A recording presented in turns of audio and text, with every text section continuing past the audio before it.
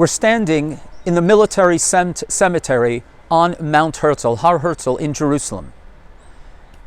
The day before Yom Ha'atzmaut, this place is packed, shoulder to shoulder. It's literally almost problematic to breathe. For many of us, this is one of the most, if not the most holy place in Israel. Think how many sacrifices were offered here. Young people cut in the prime of their lives in defending the state of Israel for the Jewish people. Yom Hazikaron, therefore, the day when we remember those who have laid down their lives, risked their lives and sacrificed their lives so that we could be free here in Israel, in the land of our forefathers, is a holy, holy day.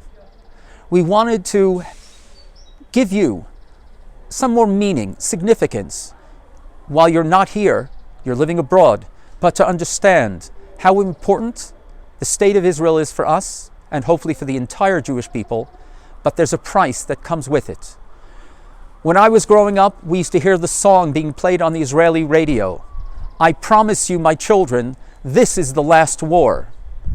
After the 73 war, the Yom Kippur War, there was a song that became popular, children singing to their parents, you promised us the dove, the white dove of peace.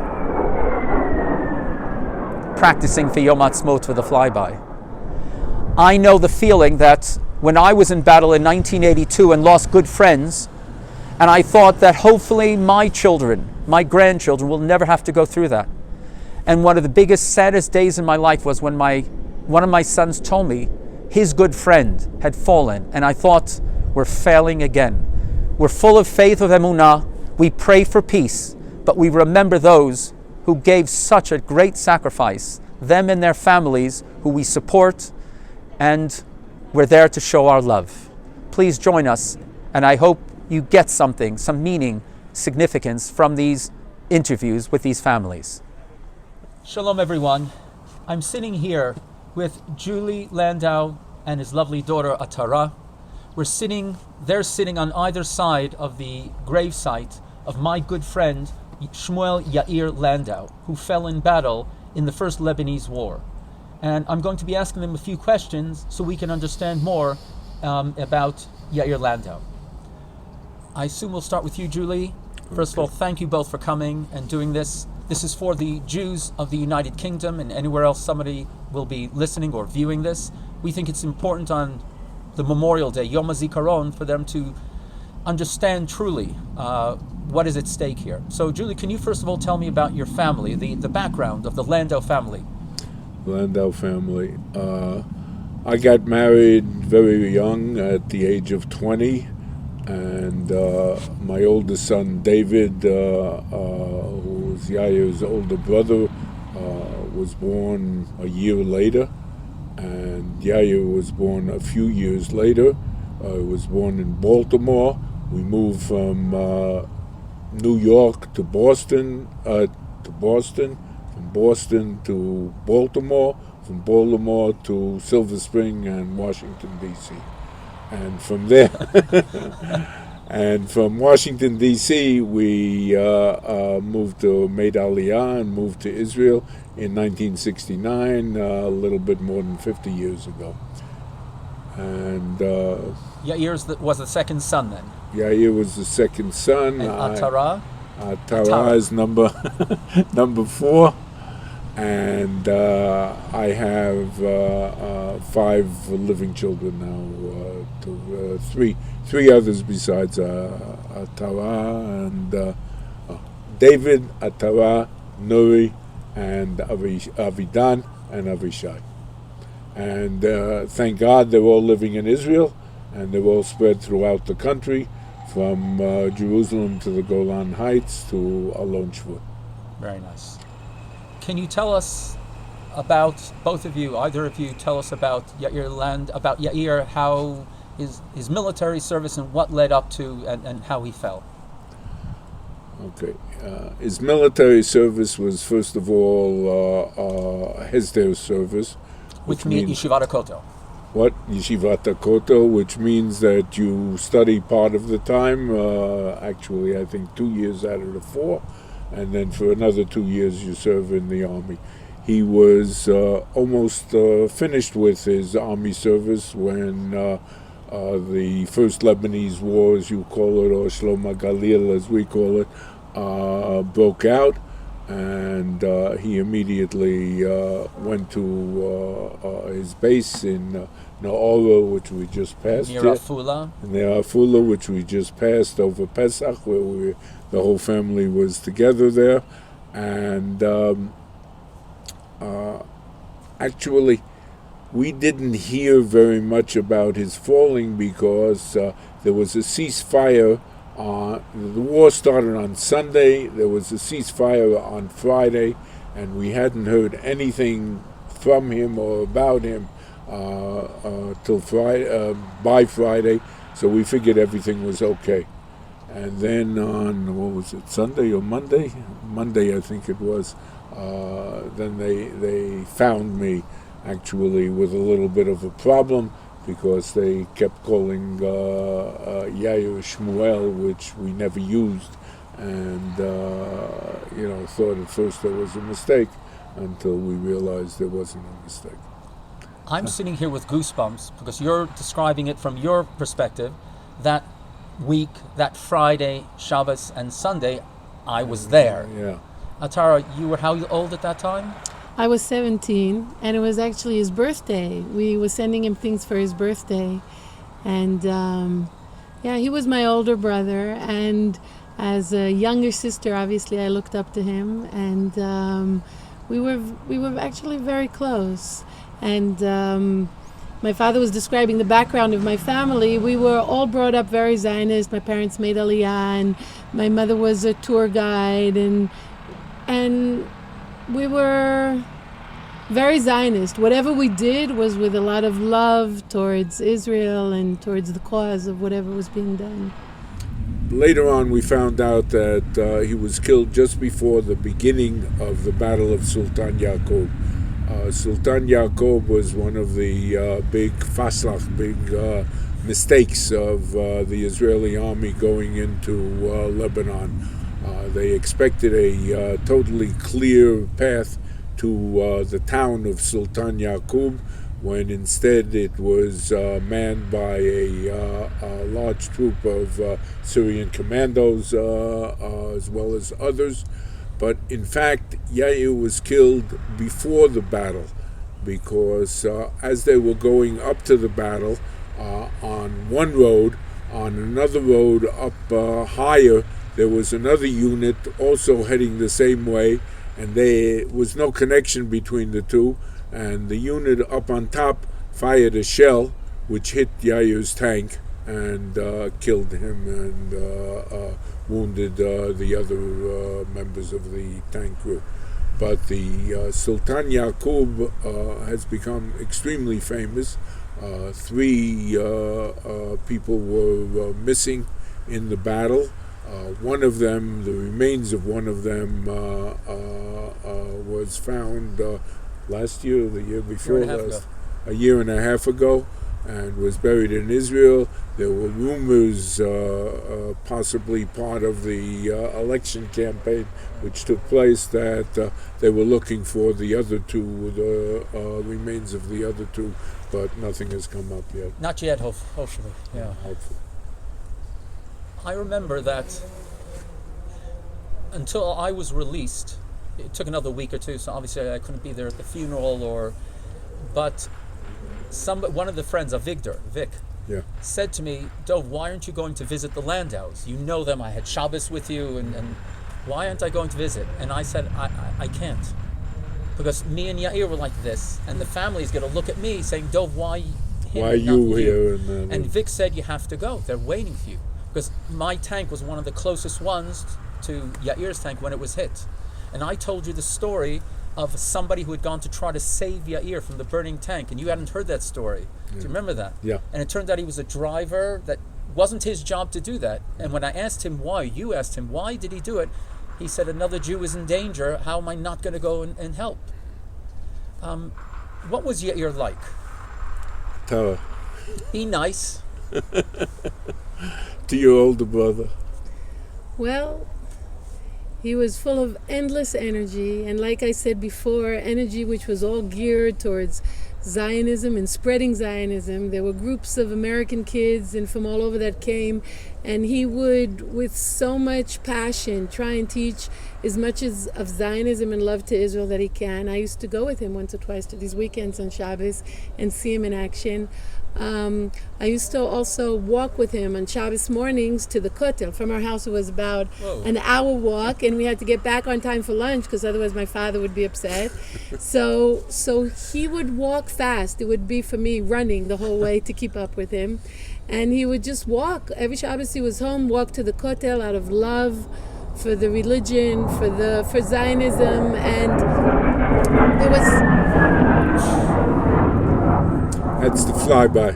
The practicing for Yom Hazikaron. I don't remember when in the yeshiva you guys used to dance down to the Kotel. Yeah. Maybe it was Shavuot, so I would... Shabbat, every Friday night. Every Friday. But also, Shavuot I think on Chagin. Down to the Shiloh on Shavuot. Oh, I just remember trying to make it to the old city, to find him amongst the crowds, and then to come down to the Kotel with you guys when you were dancing towards this. So...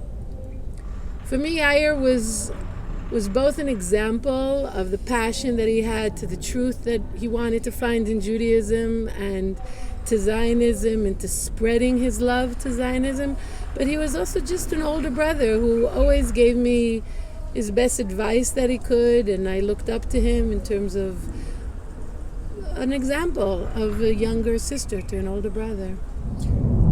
He spent time with every American group that he could, both in the yeshiva and every place else that he could find. He was going to be a madrich at the OU with an American group, and he just kept spreading his ideas, which was, as Atara mentioned, basically Zionistic love for Israel and Judaism. So it sounds like he left a lot behind as a legacy, must have spoken to thousands of children, especially from English-speaking countries who came for visits to Israel. How about in the family? What has been done on your part? How is he still alive in the family? And any other commemorative projects? Okay, the commemorative projects that we have was, first of all, a library in the OU. Secondly, a park or a garden or whatever you call it. It used to be next to Binyanei Uman. Now to move it with the new project. Yeah, it's been moved all over the place. And thirdly, we had another thing with Keren Kayemet that all of a sudden I discovered disappeared, and instead has been replaced with a sign which is in Yair Yerushalayim, right next to the Tzipori Institute. But also in the youth movements. In Bet HaKerem there was Religious Scouts, and there's an age group called after him who come every year to hear his story. But there's unofficial commemorations, which, like Drishot Shalom, like regards, that I get over the years all the time. My daughter, Shefa, her best friend in high school, they would study for the tests. I said, maybe I should meet that family because you're spending so much time there. And when I went to meet them, I found out that the mother was in a group of Yair's, made Aliyah as a result, and called her son Yair, Wow. And years later, I had no idea. And then there was somebody else who we met in Shul, who was a chavruta with Yair, made Aliyah as a result. And also, over the years, I keep meeting people who say, yeah. As well as seeing the people from when Baumel was buried. I couldn't make it at the time. I was after an operation, but Atara managed to get to the funeral itself and be part of the group that went through Sultan Yaakov, and it's apparently a very tight group. We try to stick together, share each other's news, and it's still a big part of us. And of course, we miss the people, our good friends who fell there and lost there. And we'd like to see them now that we've raised families and have our own lives. Yeah. It was a very traumatic experience. Every time I read about something that happened, like coming back out of the battle and seeing troops just lounging around, eating breakfast outside of the area. It just shocks me over and over again. And there are more children all the time being called. And my brother's son is called Yair, and my son, I couldn't call him Yair, so I called him Amio, kind of changed it Also around, light of our nation. Also my aunt. I mean, we have... my oldest, no, it's not the oldest. The oldest grandson of my youngest son, Abishai, is named Yair also. So he's still very much a part of the family. Yes, definitely. The name is definitely part of the family, and so is Yair himself. So we'd like to wish you love from all the Jews of the United Kingdom. Thank you. Appreciate coming out here, especially for this. I'm sure it's never easy, but I'm sure it's also part of remembering Yair. We're sitting here just outside the home of Mark and Rina Robinson on the beautiful kibbutz Tirat Tzvi. We're going to be speaking about their son Matanya, who fell in battle, and I'm going to begin with a question to the two of you. Tell us about background of the family, how you arrived in kibbutz Tirat Tzvi. Okay, as Rabbi Dov said, my name is Mark. My wife and Rina came on Aliyah in 1979. Both of us had grown up in the Bnei Akiva religious Zionist youth movement, and one of the goals of the movement was promoting Aliyah. At that time, and in America especially, every 2 years a Garin, a nucleus group, came to a kibbutz, and our Garin came to Tirat Tzvi. We were 15 married couples, 10 bachelors, and today all the bachelors are married. They married Israelis, and we have 6 couples that are still left on Tirat Tzvi. So we came in Aliyah in 1979, soon after we got married, and all of our 5 children were born here. Matanya is our oldest, and to say about kibbutz life, the children live literally in a glass bubble. It is a sheltered life where everything is great. They have tremendous childcare. The grass is to run around on. They go to their friends on their own. Our kids grew up really, ideal life. They flourished here. They flourished. By the way, Tirat Tzvi is the oldest. Tirat Tzvi is the oldest religious kibbutz. It was established in 1937 in the framework of Tower and Blockade kibbutzim, and it was the only religious kibbutz. It was even the only kibbutz, more or less, in this region. The closest kibbutz was like about 20 kilometers away. So they were alone, surrounded by Arabs on one side from the city of Beit Shan, and from the other side from Jordan, which from here to the Jordanian border is a 15-minute walk. Even today, it's a 15-minute walk. You don't even have to run, and that's how close we are to the border. So please, can you tell us about, and tell the viewers in London and anywhere else in the United Kingdom, what happened with Matanya? Okay, Matanya is our oldest son. He grew up on kibbutz, and when he was deciding to go to the army, one of the things about being a kibbutznik, a ben meshek, a son of the kibbutz, is that we have a high rate of people that go to the elite units, whether it's to go to the Air Force or to go to the different units in the army, whether it's in Golani or different units. And he was debating on whether or not he should go to one of these elite units like most of his friends. Almost everybody in his class was in one of these elite units. And Matanya spent a year before the army in a military prep school, which is called Beit Yisrael. And there he found out a program called Project Golani. Project Golani was instituted by the head of the Beit Yisrael. His name is Hoshea Friedman.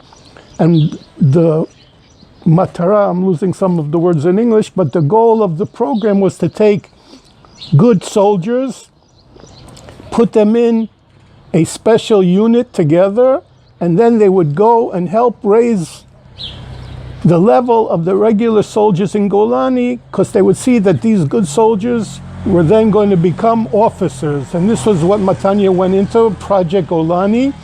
It was constituted, oh my God, of different people from different mechinot, religious and non-religious. And what these guys did is they went into the army, and they were in the army in basic training with everybody else.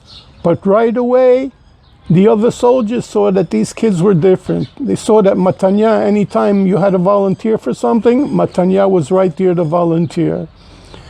And he spoke to many people about the different things, but one of the impacts that he had on people, and this we saw after he was killed, that many of them said, we thought at first that he was just, a sucker, because anytime it came to volunteering, he was right there. And there were a few others from the Project Golani, and they were always the ones that were volunteering and helping out any way they could. And one of the things they teach you in any army is don't volunteer. Right. And Matanya was also very blonde, and in Hebrew, blonde is called tzahov. And tzahov in the army is also somebody that volunteers a lot because he doesn't know better. But one of the stories that we heard about Matanya, which really touched us, was one of the soldiers told us he was always causing problems.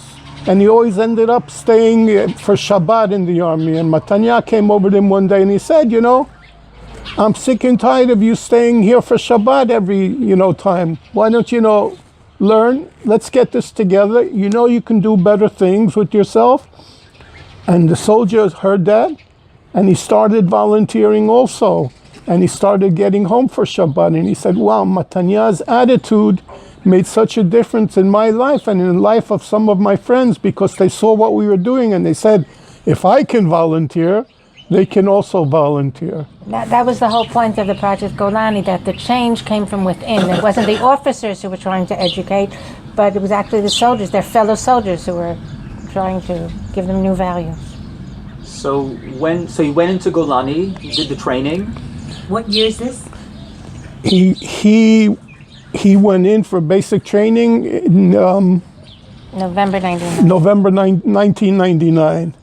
And he was supposed to finish the army in 2002, in November 2002.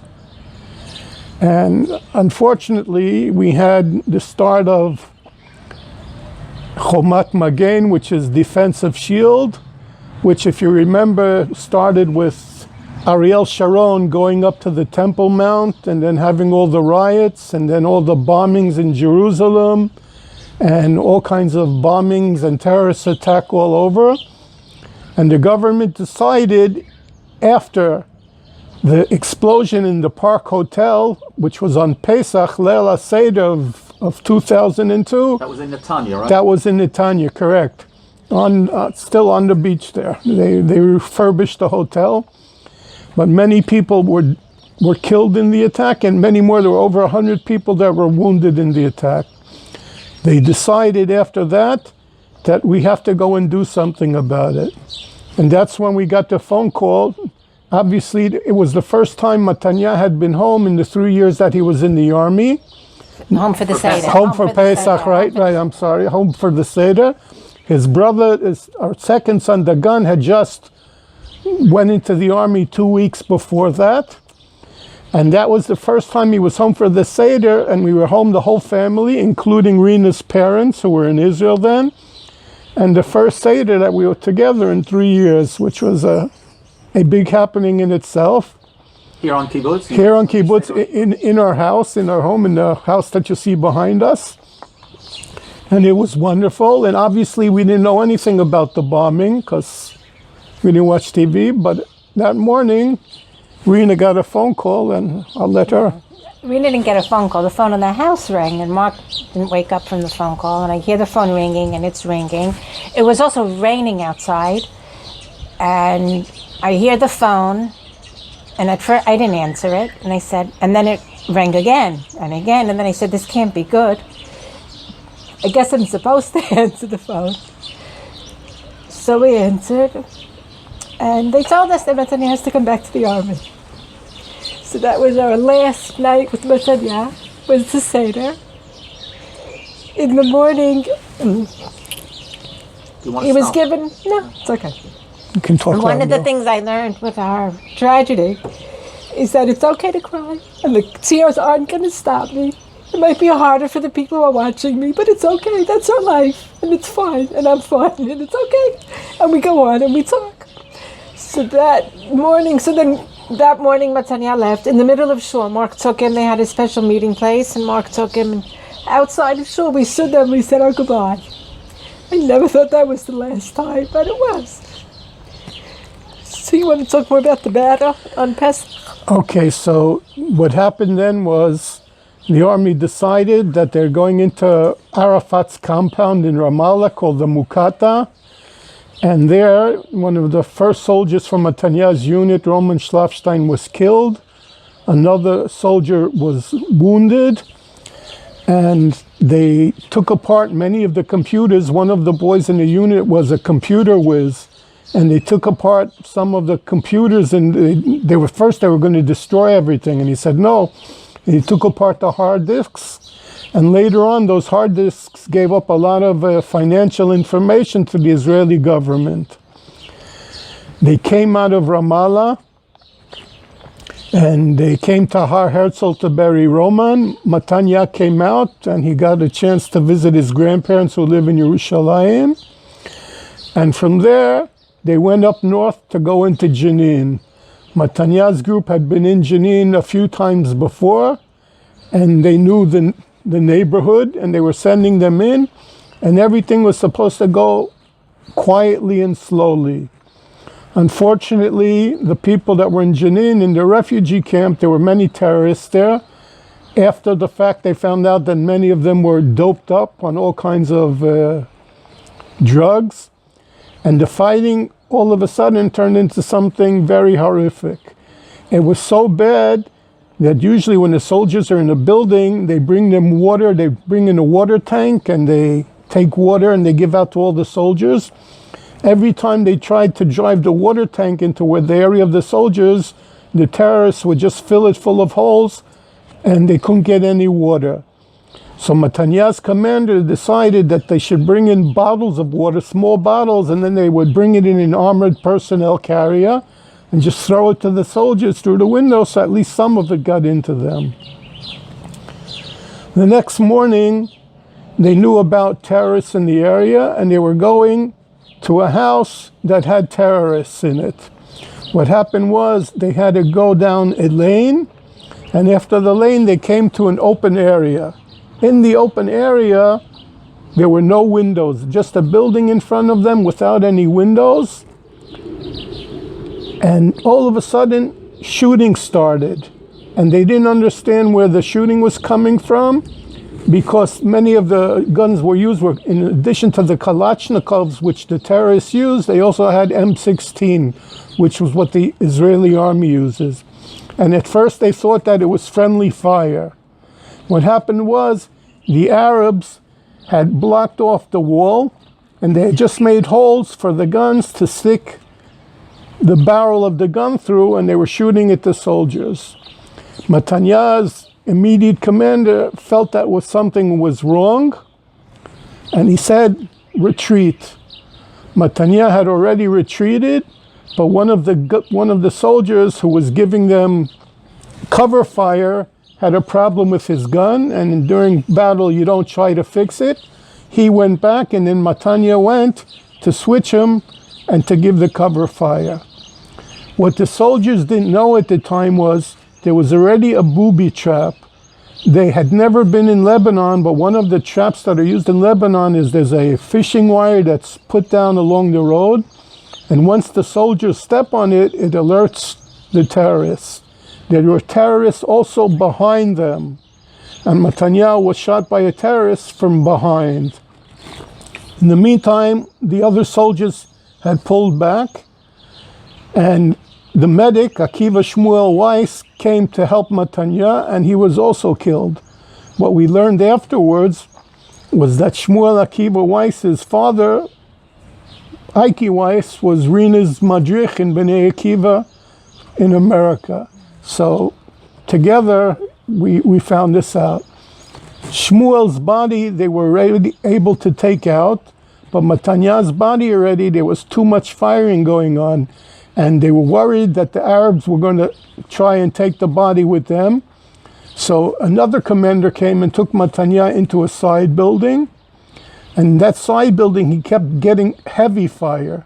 But after a while, he decided he has to go take Matanya. He took him piggyback to where the medical tent was.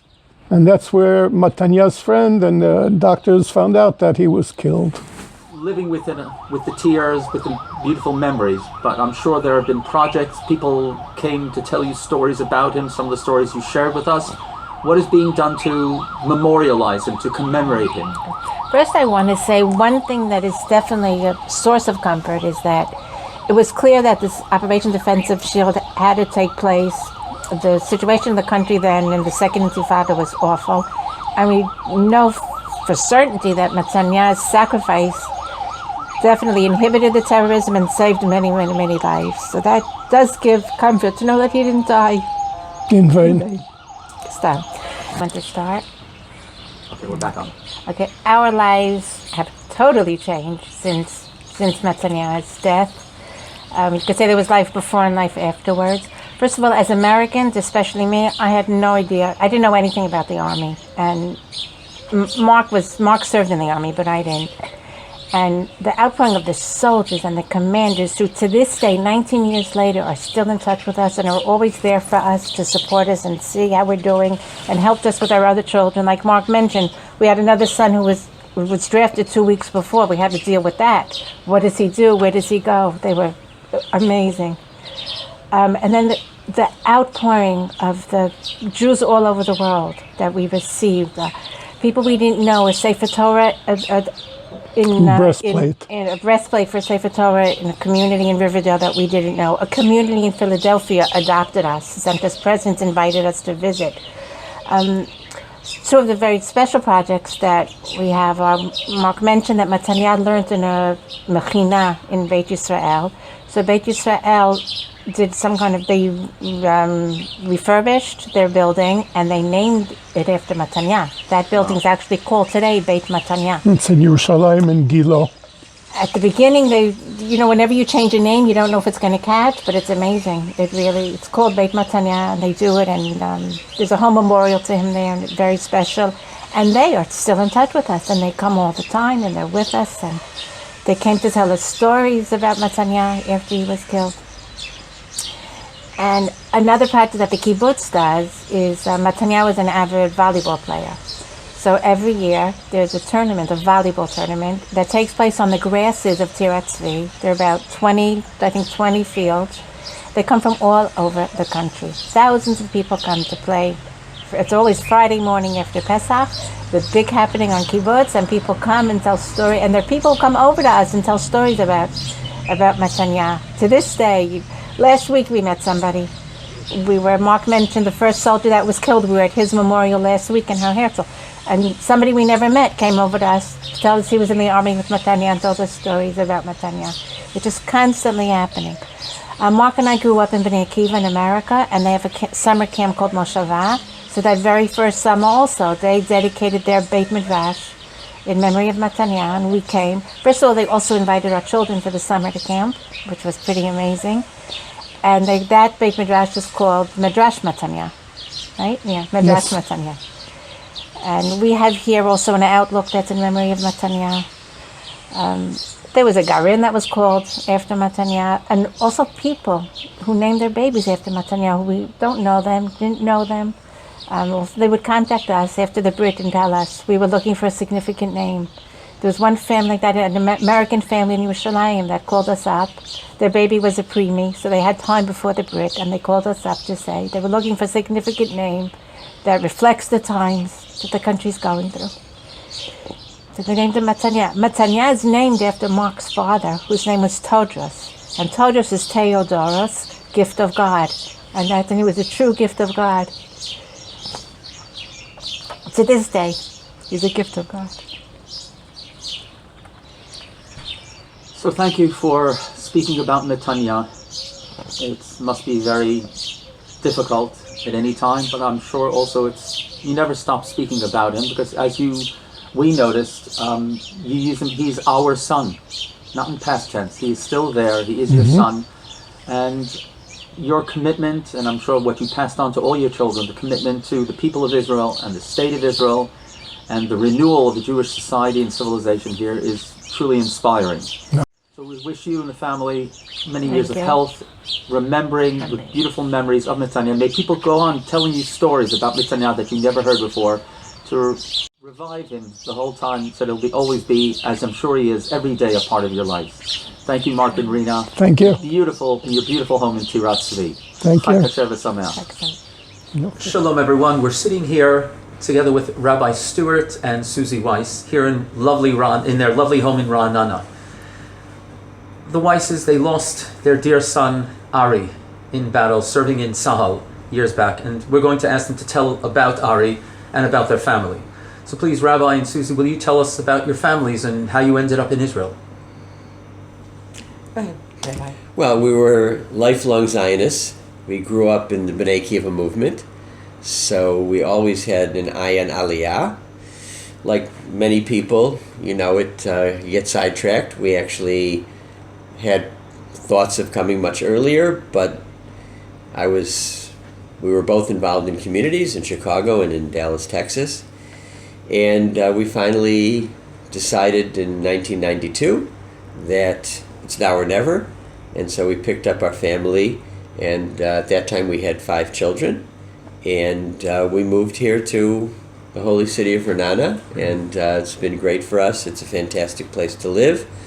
I served as rabbi of the absorption center for about 10 years and run a program for new immigrants, for Olim,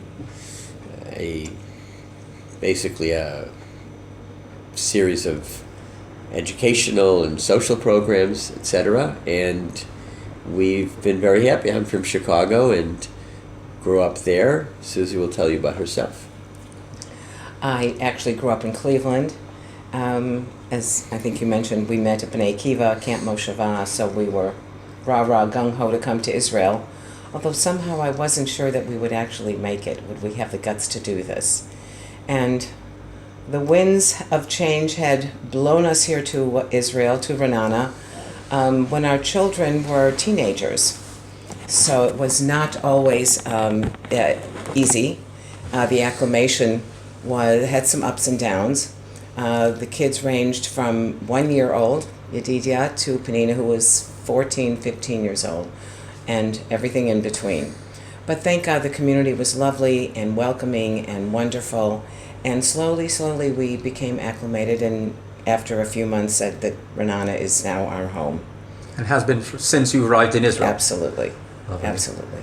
And the children, any of them live in Ra'anana? While they don't live in Ra'anana, they do live in Israel. We have one son in America, but the others are here, and I just have to get into a car, not on a plane, to go see them. Yes, our daughters are in Ramat Gan, Modi'in, and Netanya. We have a son, just got married, that Yedidia, who was a year. Mazel tov. Thank you. He now lives in Tel Aviv with his wife, Lucia, from Argentina. And we have a son, Ellie, in New York, and we visit him as often as we can, obviously not lately. Right. Can you tell us the story of Ari, what he did in the army, what happened? Just a little bit about Ari. Ari He's the second? He's our oldest son, our third child. Mm-hmm. He was very shy and quiet. He was a great kid, great basketball player. In fact, that's probably what got him into the Chevra. And he came here in the 6th grade, not a lot of Hebrew, but he had a fabulous smile and very friendly, and I think the kids understood that this kid was going to go places. And he went to yeshiva, a dorm yeshiva. He found himself. He learned Hebrew probably the quickest of any of the children, so much so that I couldn't understand his Hebrew, and he couldn't understand mine and asked me many times to just not talk. So he went to yeshiva, and then he did a year of mechina, a pre-army program in Tzfat. He really connected to the city. I hope that he did poke his face into the Beit Midrash once in a while, but they had a great time. It was a wonderful, wonderful year of growth. And then he went into the Nachal unit, and he became the Salaf, the sharpshooter of the Sayeret unit, which I guess when you tell a mom that their kid who would trip over a dust ball on the floor is their sharpshooter, it doesn't compute. But Ari was just the sweetest kid, and wanted to be in a combat unit. My parents are Holocaust survivors, and I think that somehow stuck with him, that he wanted to be in a fighting unit to make sure that nothing like that would ever happen again, and that Jewish people all over the world would have a place to come to. And that was Ari. We spoke every day. He would share a lot, probably more than he should have shared with me. Before a difficult battle or something that he knew was going to be dangerous, he would tell me in which pair of socks was the tzedakah to take out and put in the tzedakah box. We sent him packages to his unit. I didn't realize that the package that we sent for Purim should not have included liquor, as it was not allowed on the base. Against military law, yes. Yes, I know that now. But I have to say that his military service really had him come into his own. And he really became the young man that he became because of his commitment, his determination to be in this combat unit when it wasn't really in his nature to be fierce and fighting, but yet he did what had to be done. Well, I always find it strange in Israel. If you think about when the kind of different categories of soldiers, so in Hebrew they talk about a lochem, lochamim, and if you translate lochem to English, I think you get a warrior. Think of our boys as warriors. Ari's a basketball player, he's a smiling kid, right? That's right. It's the tragedy of what we have to go through. All the he price. wanted was the keys to the car. Yeah. So, but I think he also had just a very strong sense of doing the best he possibly can, and he looked at everything as a challenge. And it was very challenging for him because he was not, he was a relatively skinny kid who worked very, very hard in order to get into this unit and ultimately to do very, very well in that unit. He was also an explosives expert. So consequently, he was in large demand from the unit, and the time he was in the army was unfortunately during the Second Intifada, which was a kind of violent mob action and terrorist activities by the Palestinians. So he was pretty much, confined to those missions for the course of at least the last year of being in the army. We rarely saw him, and he was just needed in all of these different missions that they went on. So his last mission was where? His last mission was, he actually had insisted, since my in-laws and Suzie's parents were visiting from America, he insisted to come back with Sukkot, and he was with us for 2 or 3 days, including Simchat Torah, and we have these visions, these memories of him dancing with the Torah, and just very kind of happy-go-lucky. And then he was called back to go on this mission. The army had found and taken over the Hamas headquarters in Shechem, which was really the kind of the epicenter of terrorism, at least at that time. And he went on this joint mission with the Shin Bet, and it was a very important mission. They captured a lot of important documents and information about impending terror actions. And shortly before that mission was to end, there was firing broke out between terrorists and the soldiers in that headquarters, and he actually rushed to help a friend who was shot first, and he actually was with him trying to help him when he himself was shot. The friend survived, although he's paralyzed to this day. Very wonderful boy And He's confined Ari to a wheelchair, Shai. He was Ari's best friend, and we used to joke about them because Ari was the skinny American Ashkenazi kid, and Shai is this big Sephardi bullhorn kind of guy, and yet they were best friends. They did everything together. He lived in Herzliya, so we took them together on Sundays. And Shai took the first bullet, and when Ari went to help him, he unfortunately fell. Shai, we are in touch with them to this day. Stuart performed his wedding, and they have 3 children. We say that he is handicapped, but only I'm sorry. He's the only one that doesn't know that he's handicapped. We view him as in a wheelchair, but he's built his own house. He drives like a maniac. He plays basketball. He's an amazing guy. Yeah, he's an amazing guy. There's a lot of the character of a lot of people comes out in the Army. We always say that he was raised in Ra'anana, but he grew up in the Army, and he really turned himself. He was always a great kid, but in the Army he really became a man, and took things very seriously when he was there, extremely seriously. And as I say, he wasn't home very much, but he didn't resent it really. He loved to come home, and he wished he could come home more, but there were times that he gave up his free weekends because if he felt there were other boys in the unit that needed to be home more, that sometimes he would say, I'll stay on and you go home. It was that kind of a kid. And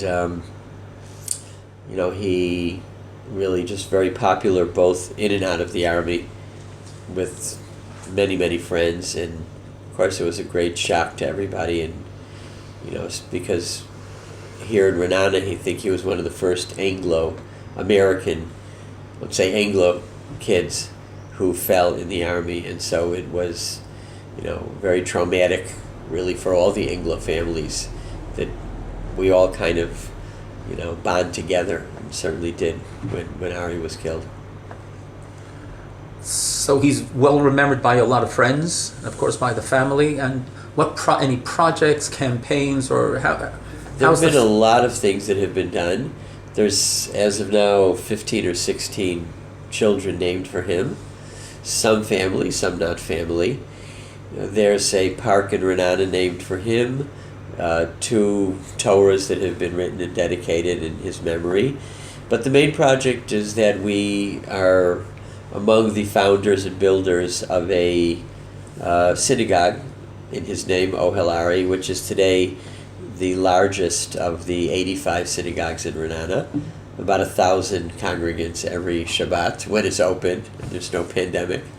And we're very, very proud of that. And they do a lot of good work in addition to having a very active shul. And so that was an important, I think, project to give us a sense of bringing some light out of the darkness.